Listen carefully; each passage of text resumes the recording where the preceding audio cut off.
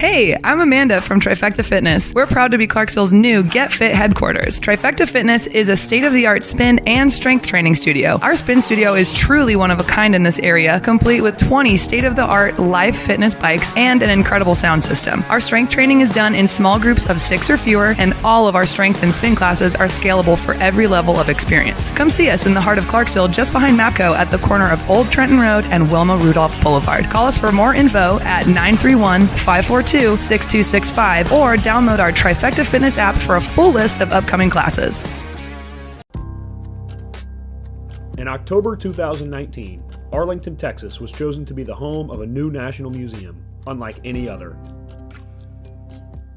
The National Medal of Honor Museum will be a unique home of military history.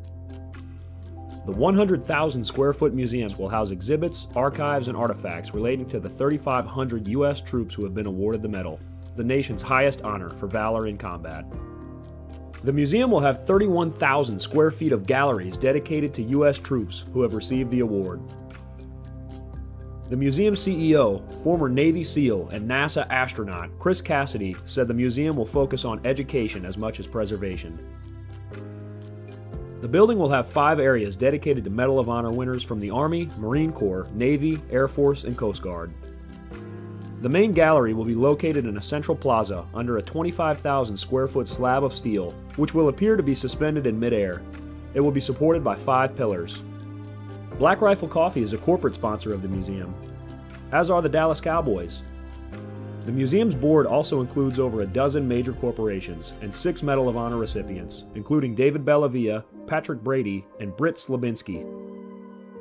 Army Staff Sergeant Bellavia was awarded the medal for clearing an entire house by himself on November 10, 2004, as a squad leader in support of Operation Phantom Fury in Fallujah, Iraq. He killed 4 enemy fighters and wounded a 5th in close quarters battle. Army Major General Brady flew and coordinated the evacuation of 51 seriously wounded men during a firefight in Vietnam in January 1968. Slabinski, a Navy SEAL chief and team leader, led a rescue team of SEALs during Operation Anaconda in Afghanistan in March 2002. Slabinski and his team flew to a mountaintop ambush site to rescue Petty Officer First Class Neil Roberts, who had fallen from the back of a helicopter. Slabinski led the team through almost constant combat against an entrenched Taliban force. Along with the board members, former presidents Jimmy Carter, Bill Clinton, George W. Bush, and Barack Obama serve as honorary directors. The museum is expected to open to the public in late 2024. All right. Welcome back. Misfit Nation. The Misfit Nation Show. We are a show founded by a veteran and hosted by 2 veterans and a military spouse. Our mission is to get people to tell their stories to the world. If you're an author, share your tips with the Misfit Nation. If you're a musician or an actor, our audience needs to know how they too can get into the business. Coaches, we love our coaches. Come on and share your tips with the Misfit Nation to help them become better versions of themselves. If you are a corporate leader or an entrepreneur, come on and show how you did it and how hard you have fought for success. If you are a veteran, first responder, or Gold Star family, we would love to have you come on and share your story with the Misfit Nation.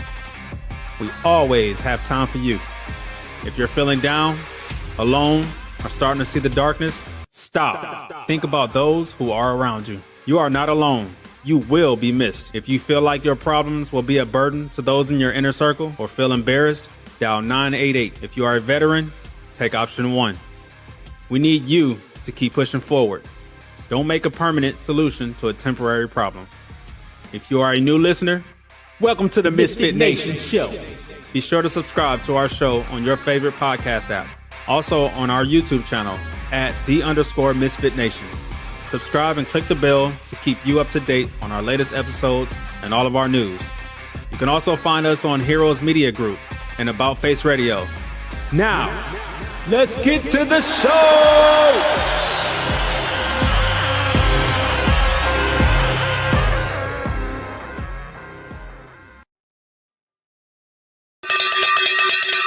All right. Welcome to the Tuesday Crew. Awesome. We got Cagney, we got Lacey, both together for the first time in 3 weeks. They get to do their jobs tonight. I get to sit back, relax, enjoy the show. So you can sit back with me, enjoy them as they bring on an awesome guest, U.S. Army veteran. You guys are going to enjoy this one. Have a great show, Cagney. Have a great show, Lacey. And let's get it on! What an intro.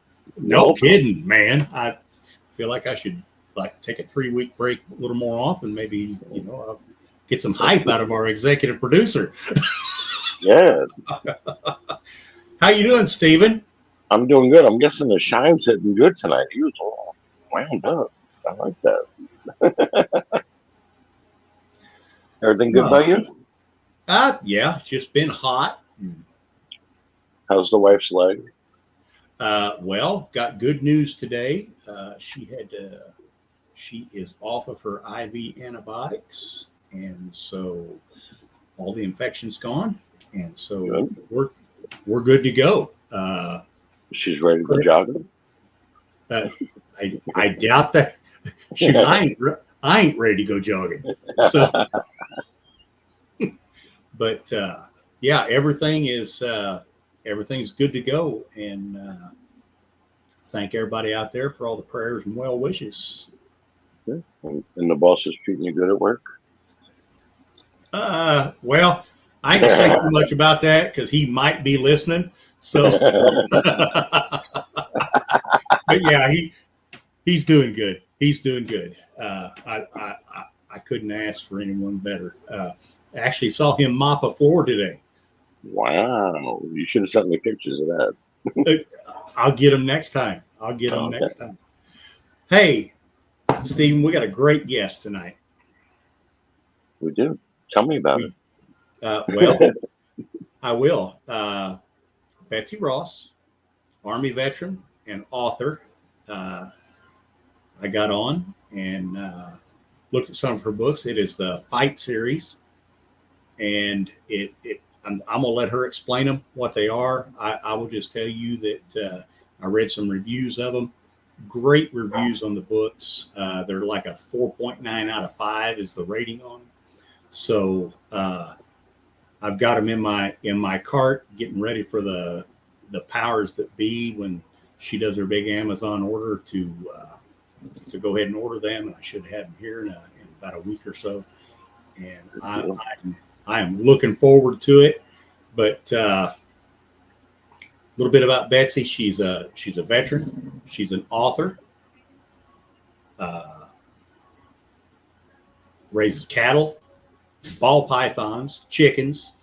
Lives in Northeast Texas, and I think we just ought to get on here and bring her in and let her talk about herself. I appreciate it. Thank y'all for inviting me. Hey, it's great to have you here. I love your backdrop. Of course. I thought it was fitting. Yeah. I would say so. Considering that's what I sent the boss when he told me you were coming out, I'm like, oh, we're having Betsy Ross. I sent him the flag and the old picture. So, Betsy, we gave just a little bit of a bio, talked about you a little bit. Start from wherever you want to start and tell us how we got to where we are today. Well, I guess really the big change happened when I joined the Army. My whole entire world was flipped upside down, and then I left, and then again it flipped upside down, except I didn't feel as welcome this time back into the civilian world. And it's been an interesting journey ever since. And eventually I got the nerve to write about it, since talking about it was difficult because I didn't feel like anyone was listening. So I figured, well, at least writing a book, it'd be printed. So I'd be able to at least tell my story in that aspect. But it's been quite a journey since. But since writing, though, coming in contact with more veterans, it's been therapy in itself. The writing, just talking about it. I'm pretty open with my story, even with everything, whether it was because I was living out of my truck, whether it was because of my previous marriage that was abusive, and just learning different things about myself in the process. So and just getting to meet people along the way. So it's been quite a journey. Um, Getting the word out there about other veterans who could be struggling. You're not alone. Trust me, we're all fighting a fight of some kind.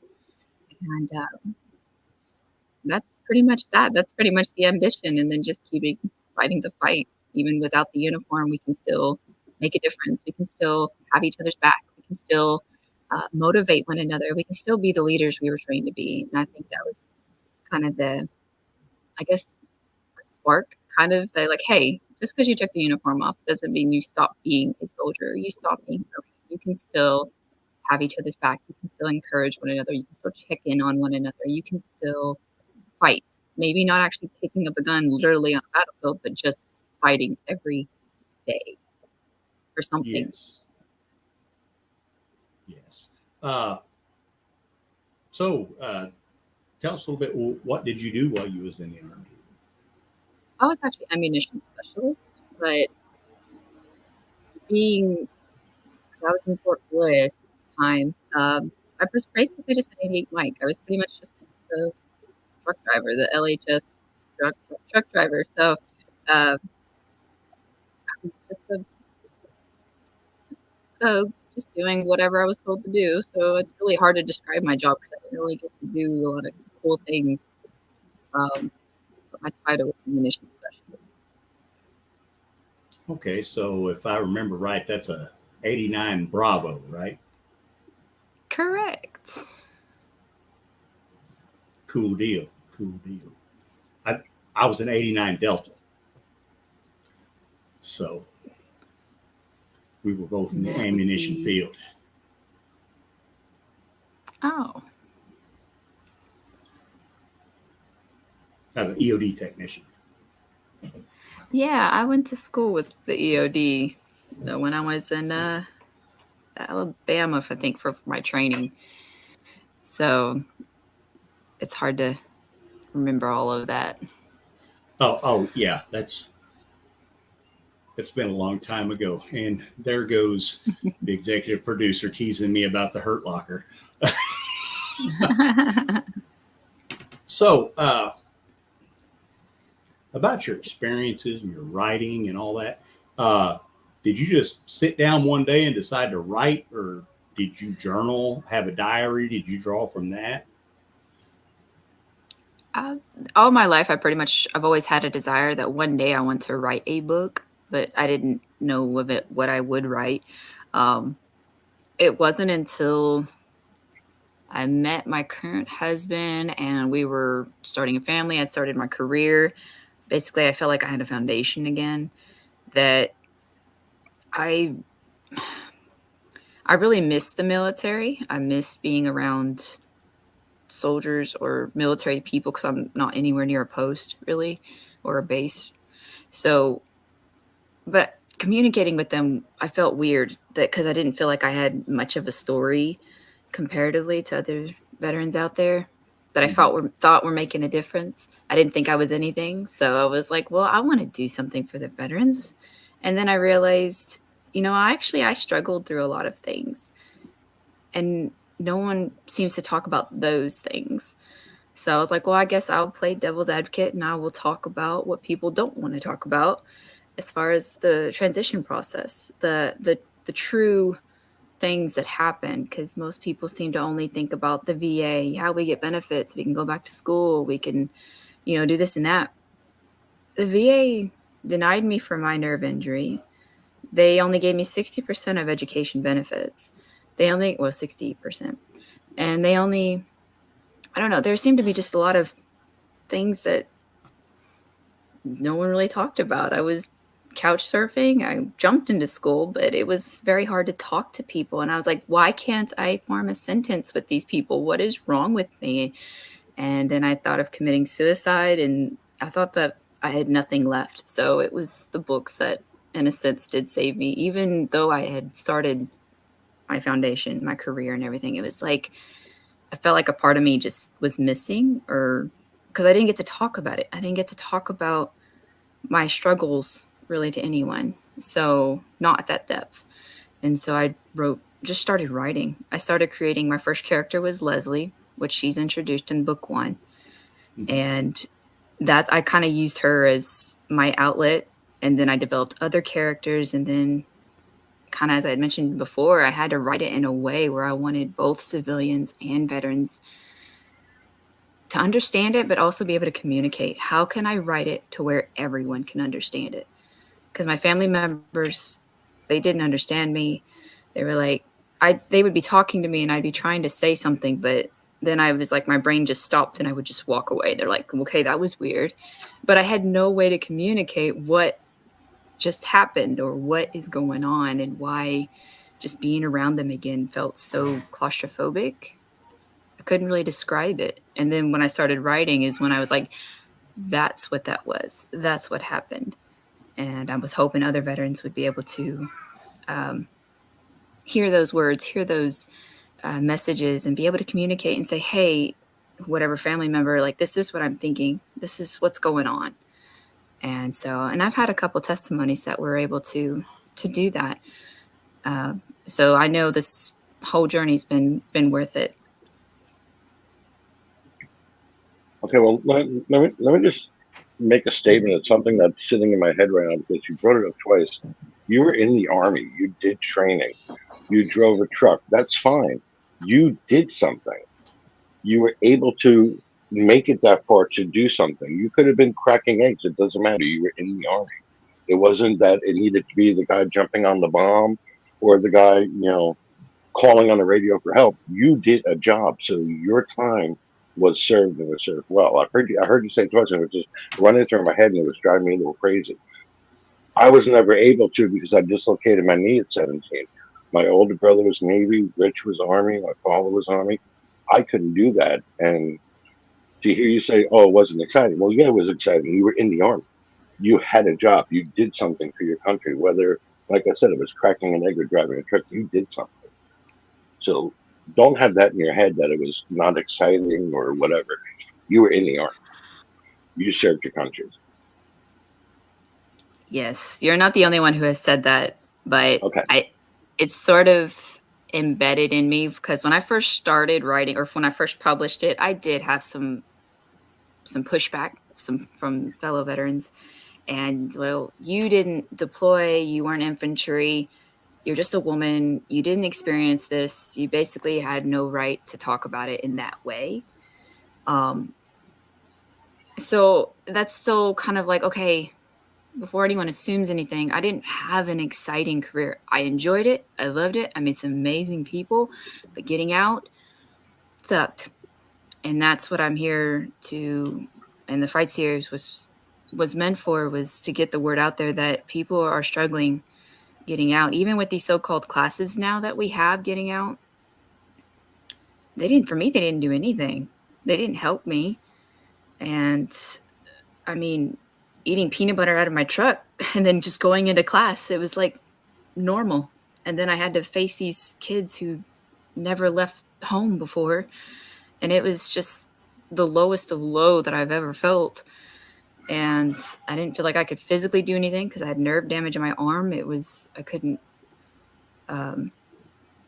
I couldn't process. I couldn't be human. I couldn't communicate with my own family. It was the hardest anything. And I was like, I failed as a soldier. I failed as everything because I got injured. Not that it was my fault, but it was just that I got injured and they chaptered me out. And it felt like I was just disowned, that I was trash. And feeling that and living with it was just so horrible. I mean, that's not even the appropriate word. It was horrible. It was dark and I needed help, but I didn't know how to ask for help. And so it was like I had these constant emotions like, you didn't even do anything. You weren't a soldier. You didn't do anything. And my ex would say things like that too, that, I didn't do anything and I would never amount to anything. And so it was just constant between my military and him and then just my life.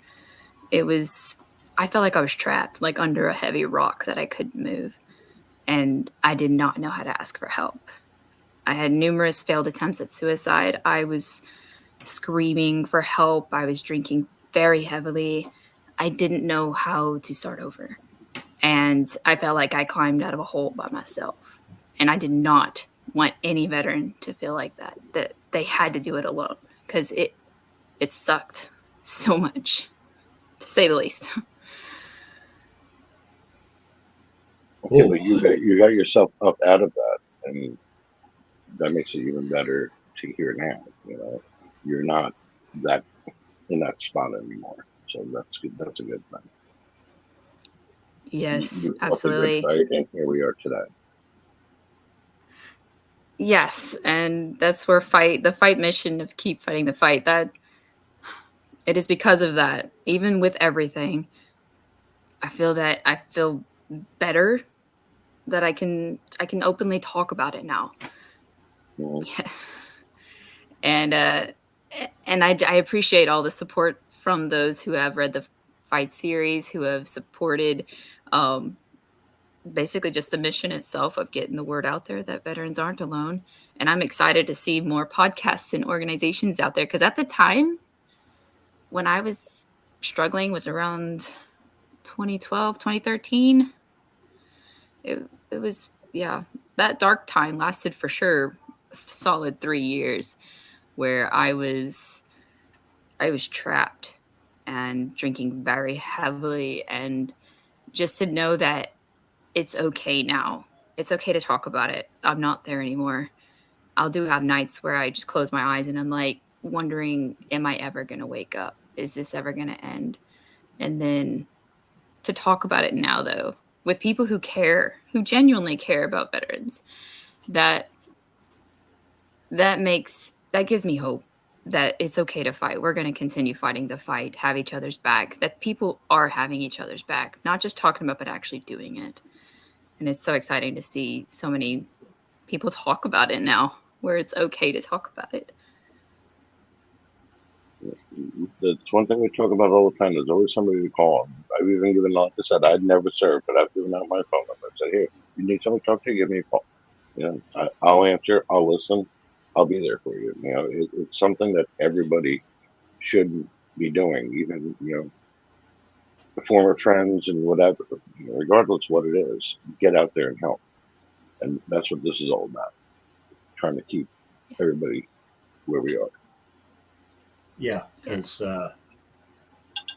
there's a lot of us out there, and you know, and I say this all the time to veterans. I don't care who you are. I don't care if I know you or don't know you.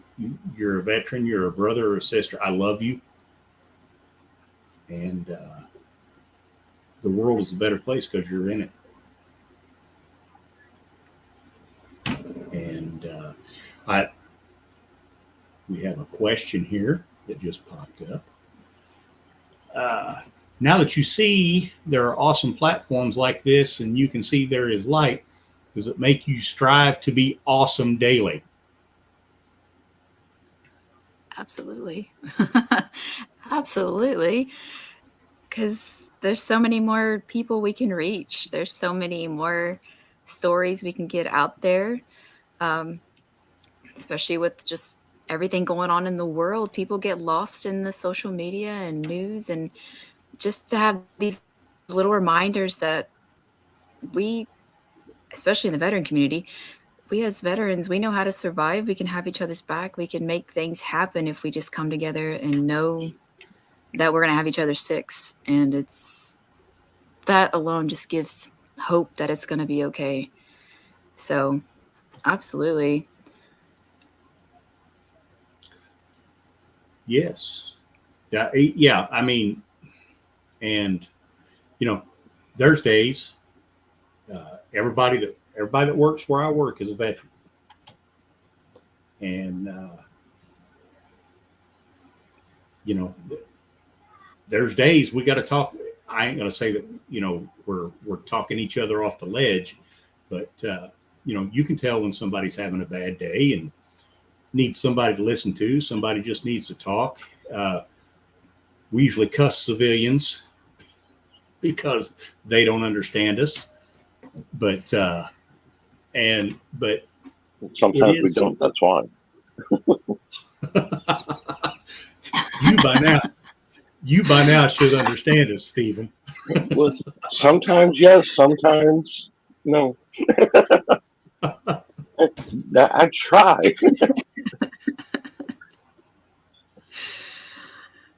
Now, like I said, we talked about before. You got a farm, you got a few animals, right? I do.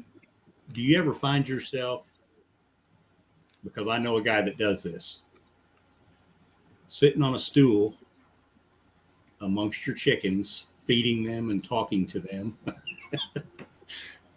and telling them your problems? Yeah, but Jake, you normally do that naked. Cows too. Oh yeah. Cows are good listeners.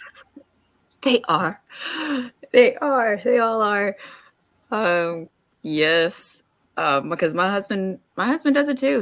He was infantryman for 8 years in the army. So I mean, between the two of us, we know each other's limits. We kind of just know. We can tell. Okay, today's a day, and he'll do the same. He'll go out and just talk. Basically, sit with the cows. I'm sure he's talking to them too. But I mean, it's kind of like animal therapy, which is for him because he's actually was diagnosed with PTSD and he can't get a job. So between the two of us, we really have to help push each other, motivate each other, because we understand, which is kind of nice when a couple are both veterans, because if they are having a day, we kind of have an insight. We don't know everything. He won't tell me everything, and I know he won't. But he does, he does go to his appointments. He does take care of himself the best he can. But I am aware of military anything. So if he goes into his modes where he just starts speaking jargon, I know what he's saying. I can keep up. So us both being veterans has been kind of a good thing to push each other along, because we can just say jargon of any kind or a phrase that's very notorious in the military or whatever. We would be, oh, okay. And then we can laugh it off together, because we both have a dark sense of humor. So it all really works out. And it's, but for him, even though he can't get a job with all the farm animals and now his snake business, I say it's his because it's his project, it gives him something to do. It's kind of like animal therapy for him, and it's helped him. So I think it's been a blessing for him. Yes, I am. I'm gonna have to check that out now. Yeah, DV Radio. I love Bo. I miss all of them. Now, question: are either you involved with the American Legion or any of the veterans organizations like that? My husband. Okay, my memory of names and such are horrible, but there are some groups, including the Gary Sinise Foundation. The Gary Sinise Foundation also hosts and funds some group for his unit. Okay. They go to different places, but whatever it is. But yeah, there's type things he does take part in, because his units do go to what are they called? What are they called? Reunions. They have reunions. Okay. And so he definitely partakes in that. There was even one organization that funded hunting and fishing, and he got to participate in that. So I try to get him out more often, because he's kind of a homebody. I actually have a job, so I actually have to leave the house, but he's a homebody, and it's really not hard, but I know he doesn't tell me everything. So it's just nice that there are organizations out there that push veterans with different hobbies, and I know he's able to open up to them as well. So I applaud all of you out there that have organizations that help veterans. Okay. Got your website here. Oh, wait a minute. Found this show and help me move forward from the darkness. You can write them daily and they will help you out. Yes, our executive producer and founder, I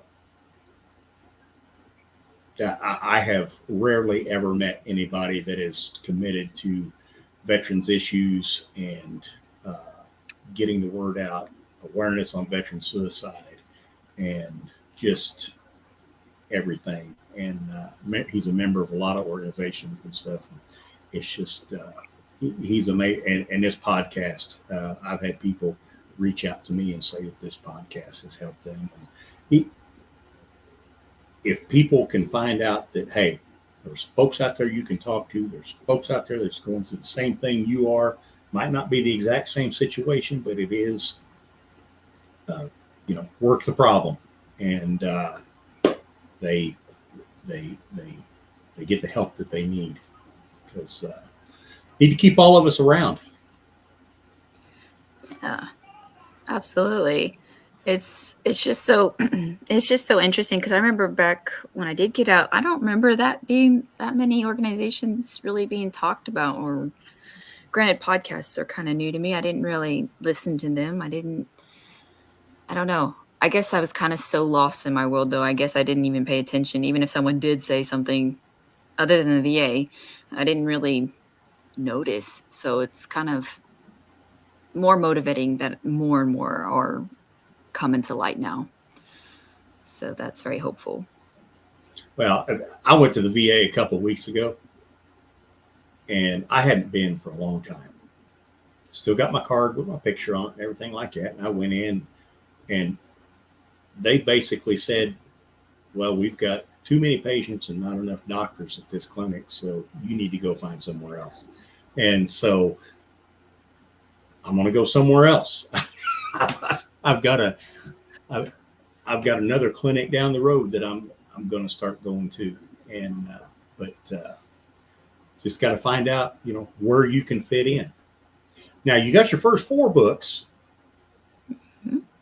What's your plans for more?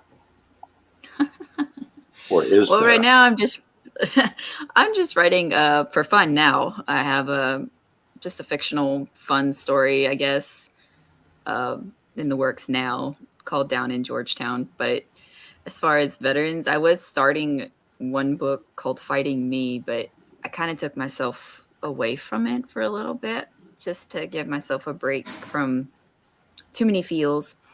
So, because I felt like a lot of my story, or what I went through, went into the fight series. And so I don't know if I'll actually get back to it, honestly. Not to Fighting Me. I don't know if I will or not. Because I self-publish. I self-market. Mm-hmm. I try to get myself out there. So it's trying to push books out there while trying to come up with more with my crazy busy life. It's very tedious and very difficult. And so I was like, no, I need to focus on just getting the series out there. So that's another reason I took a break from writing veteran awareness type books, because I wanted to focus more on just getting the books out there, because not many people have ever heard of it, obviously, because paying for ads is expensive. So I'm just trying to get the word out there. Your book's only available on Amazon?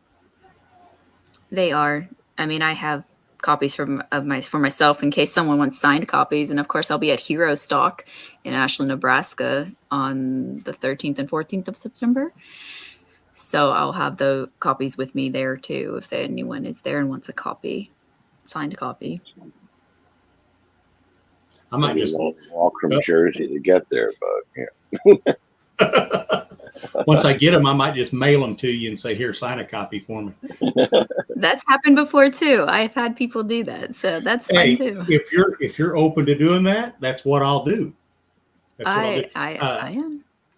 Got a statement here from Greenside Navy saying when you got out in 2012, there was a huge climb of VSOs was starting. The VA was still heavy on saying no. Go back. Have you tried to appeal? No, I especially at that time, I was so exhausted and tired and done with everything, because there's so many loopholes and verbiage you got to do right. It's a game, and I don't like playing games. It's like, and especially with nerve damage, the last thing I was told, I have to find someone who can give me a diagnosis. And so it's been frustrating, because I get told different things. I've been told the VA will pay for it, and because paying civilian doctors who are specialists it's very expensive. And so No, it is. I've just kind of I've given up on it for a while just because I don't want to go through that. I don't want to have to, I feel like I have to force myself like, oh, I can't move my arm when I can move it. It hurts. I live in pain 24/7, but I don't like doing that. I have a fairly good pain tolerance. So it's like, how's your pain tolerance today? I don't know, 2, when really it's probably a 10, but I'm so used to it now. It's like, I don't want to have to play like I'm a victim. So it's really, I don't like playing the games with VA. But my husband's been trying to push me. So maybe one day. Hey, it's, I had a fight with him when I first got out. And after the fight, it ended up, I went from 40 to 70. Now I'm working on getting that last 30. Touche. And it said, yeah, my husband's the same. Yeah, get a VSO in your corner. That's good advice. And that's coming from a guy that hates going to the VA that's been kicked out of a few buildings. And yeah. That's great. VSO. So he knows what he's talking about. Perfect. So let's talk about getting up every morning. You've seen the darkness. You've come out of it. I mean, you're here now. You're living testimony that you can climb out of the darkness. What's 3 things that you tell yourself every morning when you get up that, hey, I've got this. I ain't going to let this get me down again. At this point, I think there's like an acknowledgement that I'm not who I was then. That I don't like saying that I'm like necessarily like I'm stronger now. I don't know about that. It's more of that I'm going to have my moments. I'm going to have my bad days. But today is going to be a challenge that I'm just going to say challenge accepted and keep taking that next step. Because I've learned that I live on chaos, which is, I mean, people who read my resumes, people who read my bios, they try to, understand me. I'm doing everything. I appreciate that, Tyler. And that's another thing is, people kind of have read my books. They know that I'm trying to promote to keep fighting the fight, that everyone has a fight. And it's like, I do realize that I'm human too. The fight hasn't stopped just because I have a fight series and I can talk about it openly about the past. I still have things going on now. And I do have insomnia. So there's some nights where I just have to turn the music on and just find something else to focus on. Because I do live on chaos. I have to have something challenging me. I have to be focused on something. And so I just say challenge accepted. And I just keep going, adapt and overcome, and lead by example. All those little phrases have just been pretty much my little affirmations of, challenge accepted. Yes. That's pretty much the very first thought. Challenge accepted. Here's another day. Here we go again. Let's do it. All those little, I have to really. You're stacking victories every time you wake up in the morning. It's a victory. Yeah. Check it off. Yes. Exactly. And to know that I'm not alone. When you get my age, waking up and standing up are 2 victories. Jake, I'm half your age and I can't get up in the morning.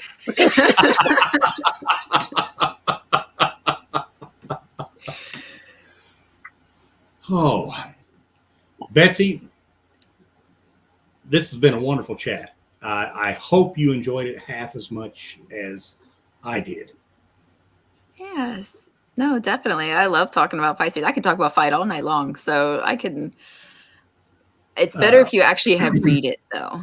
it is intense. Oh, like I said, they'll be here to the house. They'll be here to the house in about a week. I have to make the decision. Then we'll whether make you come back on and we'll go through this again after you edit. Right, Jake? Deal. Hey, we can do that.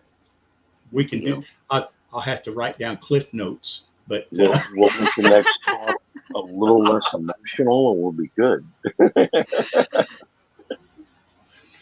but yeah, the boss will bring you back on. Good. And we'll talk about your books.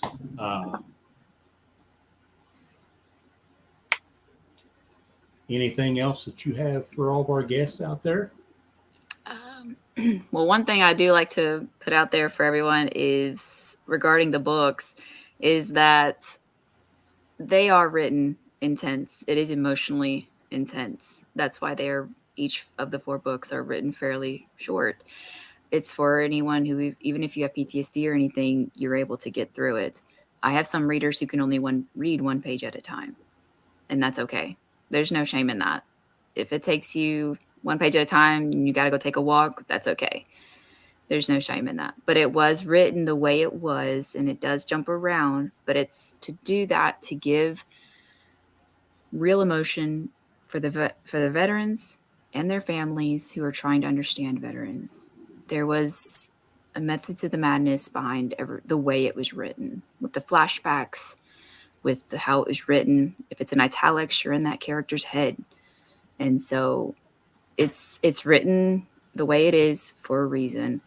And so I just warn you there, if you have little triggers, it's okay. Fight is a mission. And to do that, we just have to feel a little pain and face our demons just a little bit longer so that we can actually make it through and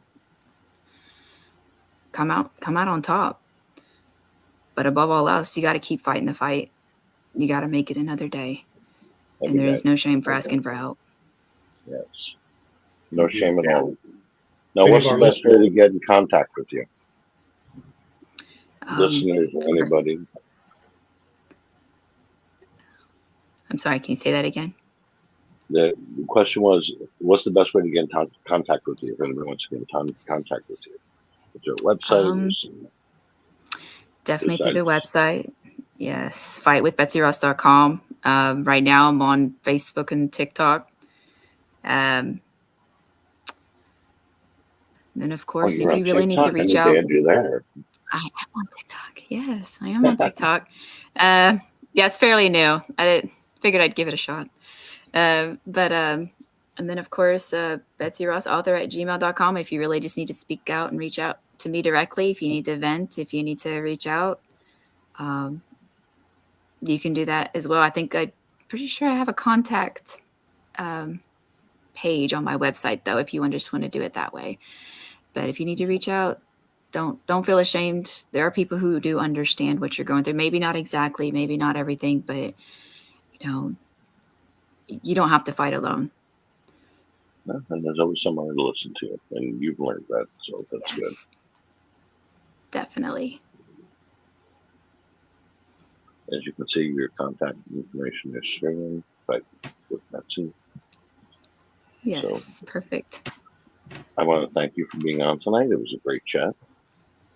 Yes, it was. Betsy, thank you for your service. Thank you for being a great American. You got this. Look forward to talking to you again. I will, once I get my books, probably after I read them, I will probably contact you and get them mailed to you for a signature. That's okay. I look forward to it. Yeah, and I'm looking forward to reading them. And all of our guests out there that are on live this evening, I want to thank you all for joining us. Remember to like and subscribe. And if you are joining on the recorded version of this, thank you for checking us out. And you got anything else, Stephen? No. All right. Well, hey, Betsy, if you want to hang out for a few minutes, we are going to sign off, and we'll catch you all later. Have a good evening. Good night, everybody. Good night. This is a message from the U.S. Department of Veterans Affairs. Got a question about your VA benefits, healthcare, or eligibility? Go to va.gov, where you can access a new interactive chatbot to ask questions 24/7. One can still browse va.gov for information, but you can now ask specific questions to the chatbot, like what's the PACT Act? How do I apply for disability benefits? What's my claim status? You can access the new feature through va.gov's Contact Us page. Then click on the Start Chat button. The chatbot will continue to improve veterans' access to information about the benefits and services they've earned. This is one way VA is offering seamless and secure access to its online resources.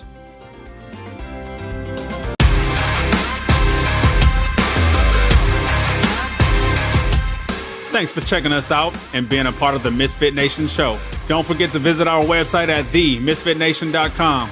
That's themisfitnation.com. Check out all our past episodes and get some of the great Misfit Nation gear for you and your family. As always, be humble, stay hungry, and keep hustling because we are Misfit Nation. Misfit Nation.